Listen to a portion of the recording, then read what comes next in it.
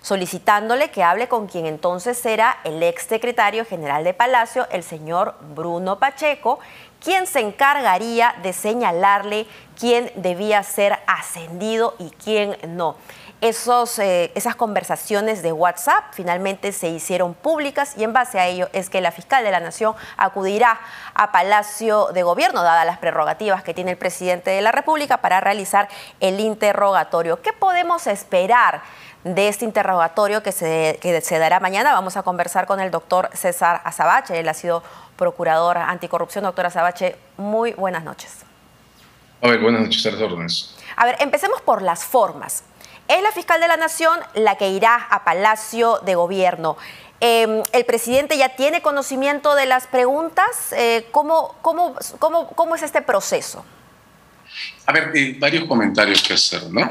La fiscal de la Nación va a la dirección que ha marcado el presidente porque existen reglas que le ponen ciertas prerrogativas al mandatario para ese tipo de cosas. Noté en medios que se dijo que el presidente había pedido las preguntas por escrito. Ese procedimiento no existe. Hay dos opciones para alguien que declara. Olvidémonos por un momento que es el mandatario o el máximo dignatario del país. La primera es, se mantiene en silencio o declara. Si declara, por supuesto, esto es una oportunidad para él. Las reglas nuestras no usan la declaración del imputado propiamente como la de un testigo, como parte de las cosas que se pueden usar para probar un caso. Nuestra legislación le ofrece a quien es imputado en un delito la oportunidad de defenderse. Claro, formalmente el presidente no está imputado. Ya, pero ¿podría él guardar silencio? Formalmente el presidente es un testigo. ¿Podría abstenerse de responder algunas preguntas? Digamos, él puede guardar silencio como cualquier persona, declarando que aunque no esté imputado, se siente indirectamente señalado como responsable de un delito.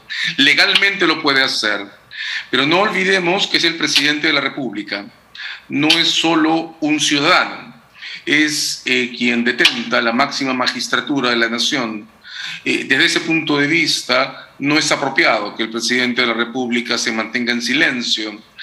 El presidente de la República, como el principal magistrado del país, configura la institución que representa en cada acto público que desarrolla. Digo entonces, si fuera un ciudadano cualquiera, el silencio sería indiferente, sería el ejercicio de un derecho. Ejerciendo la magistratura que ejerce, sería absolutamente inapropiado institucionalmente. Lo cual nos deja dos caminos, entonces: que él acepte que efectivamente él participó de esas conversaciones y escribió lo que escribió, como se ha revelado en estos chats de WhatsApp, o que él no participó, que esa no es su comunicación. En el caso de que él diga que no es su comunicación, ¿qué sucedería después?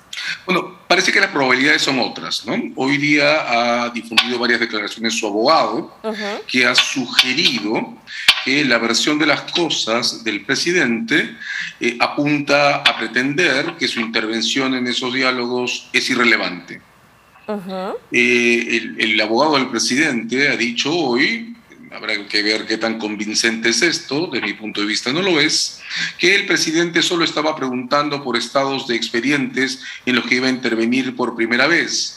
Yo creo que hay por lo menos un mensaje que en su texto claro y preciso indica una cosa distinta, indica que estaba pidiendo por lo menos uno de los ascensos que estaban en debate.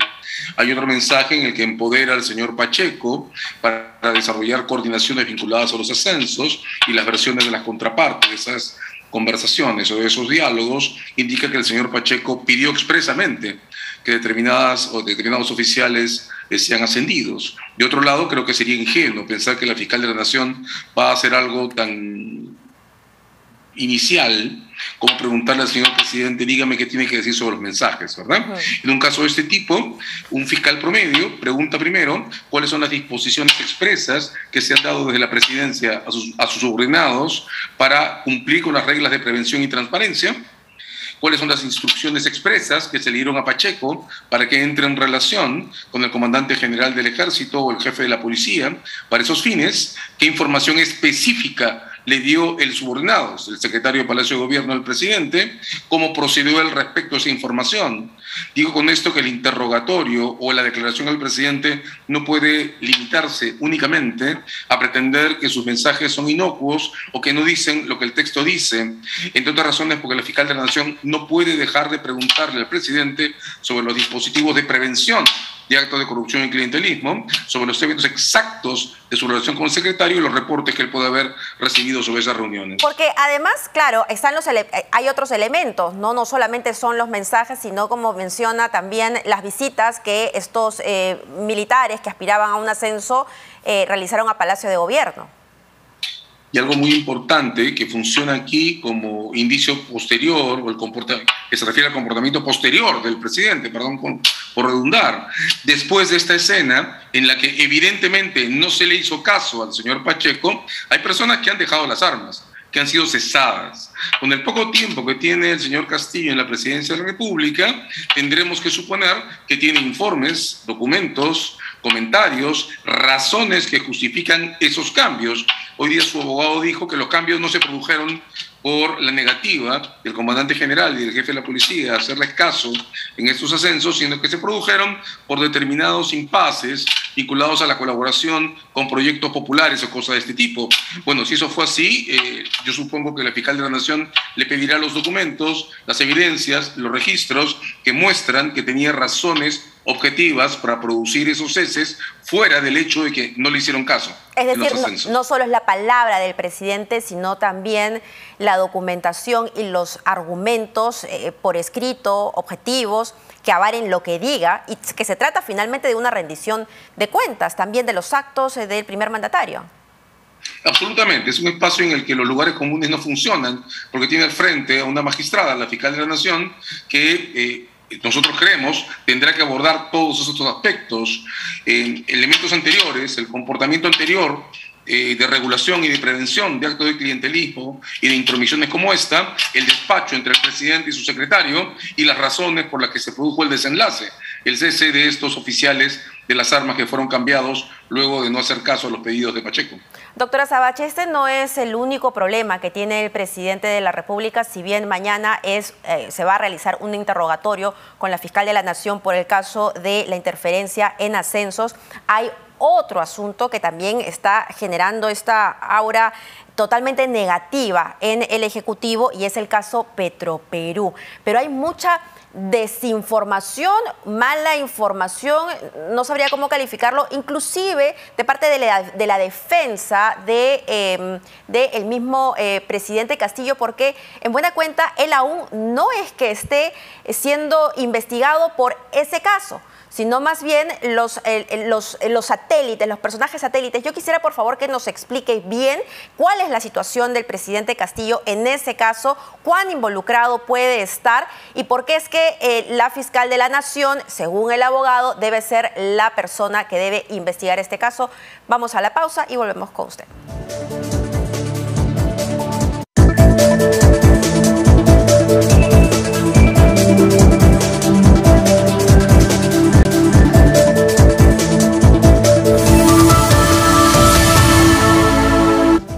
El empresario Abudayez se reunió con el presidente Pedro Castillo en Palacio de Gobierno. Sabemos que Karelim López, esta asesora comercial, pues también estuvo presente. Días después, este empresario gana un concurso, ¿no?, con el Estado, y luego Petroperú dice que ese concurso estuvo mal, que se anula, que no había notario, que es un poco lo básico que se necesita en un proceso de licitación. Pues en ese lío está metido el presidente Castillo y precisamente conversábamos con el doctor César Asabache para que nos diga cuán complicado está en este momento y por otro lado también si es necesario, como lo reclama el abogado del presidente Castillo, que se cambie a la fiscal que está investigando el caso. Es un tema complejo porque tiene varias entradas, ¿no? Quiero comenzar diciendo que respaldo absolutamente lo que la Fiscalía como Ministerio Público está haciendo respecto al caso Biodiesel, que creo en este momento es el que más nos preocupa a todos y a todas. Sin embargo, también debo decir que estas noticias que han circulado sobre la ventilación en público que la fiscal ha hecho sobre sus propias preferencias políticas crea un impasse que hay que resolver.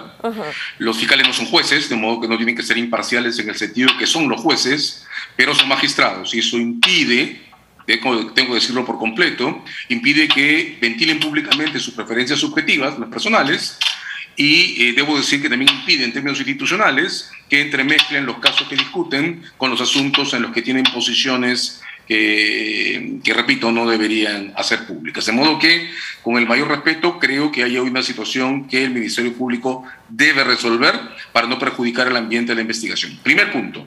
Segundo, sin embargo, no es cierto que el edificio en el que trabaja el presidente de la República tenga protecciones legales como las tiene el presidente. Es decir, por el hecho de que el presidente, esto es verdad, solo puede ser imputado, señalado como responsable por la Fiscalía de la Nación, aunque sea a título preliminar, aunque esto es cierto, eso no significa que nadie pueda tocar Palacio de Gobierno. No tiene ningún sentido pretender que se viola la ley cuando un fiscal o una fiscal que está investigando un caso encuentra necesario revisar oficinas de Palacio de Gobierno y desde la Presidencia de la República se lo niegan. Que no de modo era que encuentro todo el sentido del mundo. Que no era un allanamiento, ¿no? Como lo reclama el abogado de Pedro Castillo. No. De hecho, era un registro que se hizo bajo la aceptación del presidente. Pero claro, en el momento en que le cierran las puertas y le dicen usted solo pasa hasta acá, ella adquiere el derecho de pedirle a un juez que resuelva si tiene atribuciones suficientes, y yo creo que las tiene, para registrar también el interior de las oficinas. No es cierto que el hecho que el edificio de Palacio de Gobierno sea patrimonio cultural, es un edificio público notable, impida que un fiscal entre en él. No es cierto que la condición de patrimonio, que por supuesto impide hacer determinadas modificaciones en las estructuras, proteja los documentos de la oficina del presidente, y tampoco es cierto que la imposibilidad de atribuirle cargos penales en este momento impida que un juez ordene que entregue documentos que son documentos públicos, porque hablamos de el presidente de la República y no una persona civil. Entonces, aquí hay varias cosas que son ciertas y se contradicen. Tampoco es cierto, como argumenta el abogado del presidente Pedro Castillo, que quien debe investigar es la fiscal de la Nación en este caso en particular. En este momento en particular, porque es cierto, para investigar al presidente se necesita que la Fiscalía de la Nación decida hacerlo. Pero eso no implica que el entorno del presidente, y eso incluye sus oficinas, no pueda ser revisado por otro fiscal que en su momento pedirá a la Fiscal de la Nación o correrá traslado a la Fiscalía de la Nación de lo que se encuentre que justifique investigar personalmente al presidente. Por eso digo, por la sensibilidad del momento, es que encuentro inapropiado que luego de estas discusiones y luego del mayor respeto, la fiscal Córdoba se mantenga en el caso, cuando, repito, un fiscal en un caso tan delicado no debería tener ninguna preferencia subjetiva menos publicada. Ningún fiscal debería tenerla, debo decirlo. Pero estando estas ideas suyas publicadas, bueno, pues entonces contradice el sentido de la investigación que sea ella personalmente quien haga ese registro. Yo espero que si obtiene la autorización judicial para hacerlo, lo haga otro fiscal u otra fiscal. También debo decir que no es usual que el Ministerio Público comente en público que está pidiendo, o en medios, que está pidiendo una orden judicial de allanamiento, pues son procedimientos reservados. Se notifican a los investigados cuando la orden judicial está dada. Si no, imagínense, cualquier persona a la que le avisan, desaparece evidencia, ¿no? Debe ser sorpresa. Pero ahora, hemos entonces visto dos casos, ¿no? Uno es el caso de la interferencia en los ascensos, por lo que el presidente Castillo va a declarar mañana, y otro es el caso de biodiesel. En cuanto a consecuencias legales, y teniendo en cuenta que el protagonista es el presidente de nuestro país, ¿cuál le hace, cuál tiene consecuencias más negativas para él? Bueno, yo creo que todos los casos que vinculan de una u otra forma al presidente y a su oficina tienen consecuencias negativas para él, ¿verdad? Hay que agregar a esto el caso del Puente Tarata, hay que agregar esta relación no explicada hasta el momento con la señora López. Hoy día se agregó un caso más de este ejecutivo que parece representar el contrato del biodiesel, pero que tiene además contratos de venta de combustible con las fuerzas aéreas.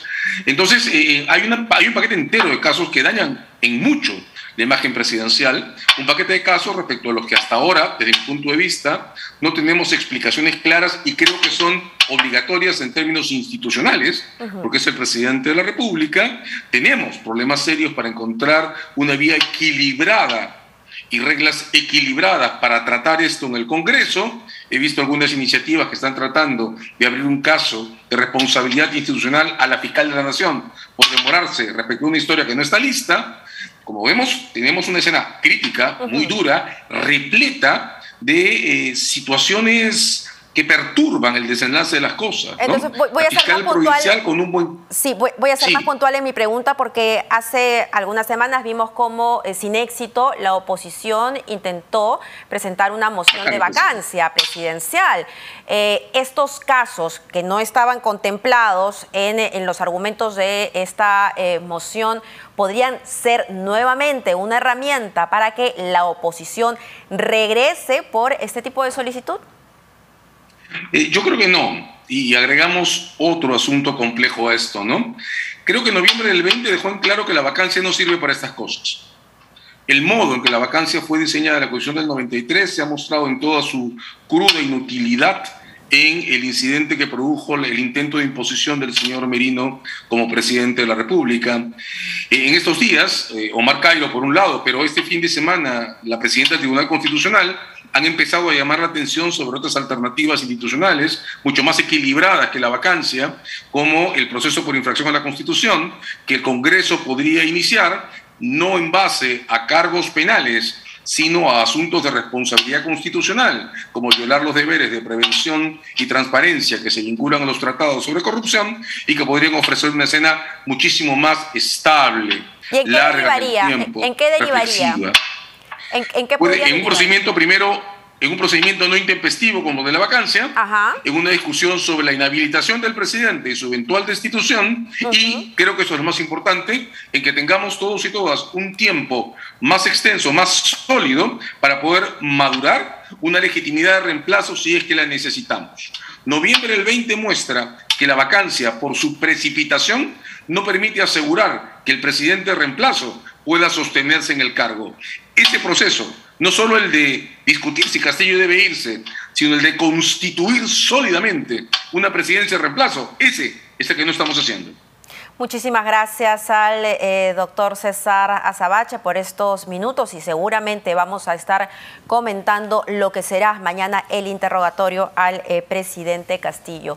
Tenemos que hacer una pausa y regresamos con más en Las Cosas Como Son.